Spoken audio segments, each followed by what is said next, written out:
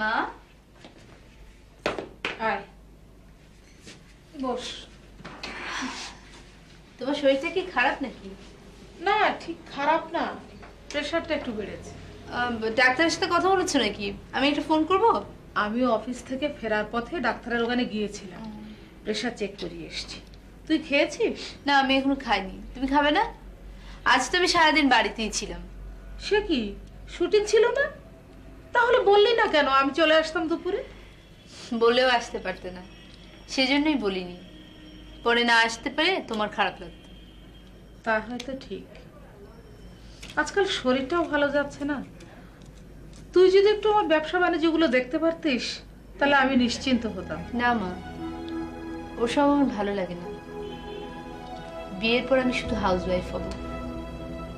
সারা জীবন তোমার এত খাটাখাটনি দেখেছি যে এসব আর এখন ভালোই লাগে না। মনে হয় বিয়ের পর সবকিছু ছেড়ে ছুড়ে একদম ঘর সংসার করবো। সে কি, তাহলে এই ব্যবসা বাণিজ্য কে দেখবে? তুই যদি যদি কি মা, আমি তো দেখবই না। অবশ্য আমার স্বামীকে যদি তুমি ম্যানেজ করতে পারো তাহলে সেটা তোমার ব্যাপার, কিন্তু আমি বিয়ের পর শুধুমাত্র ঘর সংসার করব। চলো খেতে চলো। আমি খাবো না রে, তুই খেয়ে নে। আমি শুধু রাত্রে এক গ্লাস দুধ খাবো।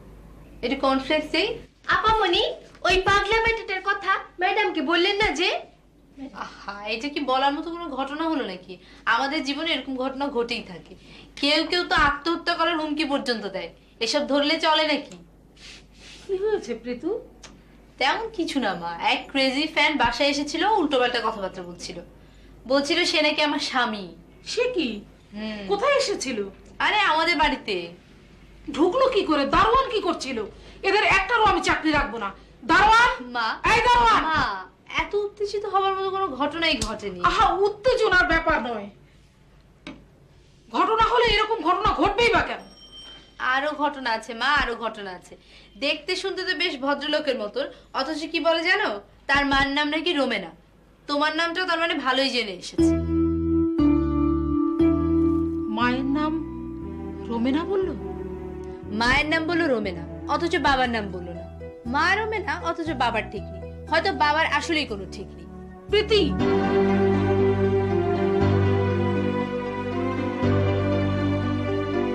তুমি তুমি এরকম করছো কেন? কিছু না, তুমি যাও এখান থেকে।